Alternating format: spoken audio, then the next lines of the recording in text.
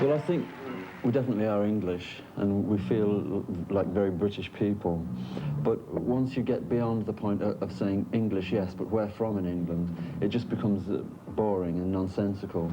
I mean, there's many, many groups in Manchester who are totally useless and who never get any attention whatsoever. And yet the British music press have this particular idea that Manchester is this wonderful place, and everybody that sprouts from Manchester has an incredible brain. But I've seen many, many groups that are totally shambolic. And you can say that about almost anywhere. You can't get into the whole geographical obsessiveness. You can't do that. The Smiths is a very young band. You started by the end of '82, and you had already very quickly these huge reactions in England. What happened, in your opinion, and why did everybody started to like the Smiths? Can it really be explained? I think it either happens or it doesn't happen. It's from initially, on our part, we were very, very sure of what we wanted to do, and we were very positive about every single aspect, however minuscule, connected with the Smiths. And it was really important that people understood us completely and saw us straight away. I think because we all had this very strong attitude, it worked. We didn't rely upon anybody. We didn't wait for anybody to come along and pick us up and do something for us. It was just really a matter of action instead of, you know, words.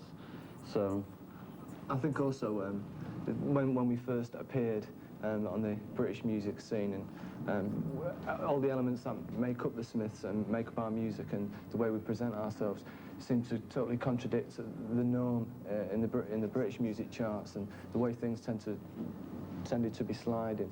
And we came up with an approach that was different to the time, but not necessarily completely different and unseen.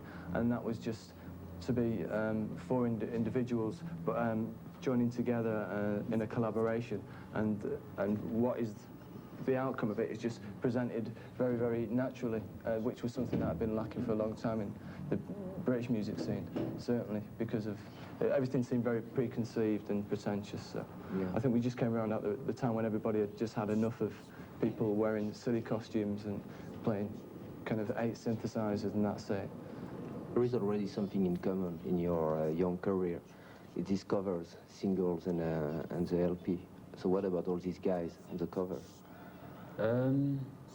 It's just really quite selfish. They're just very interesting images, something that's quite different.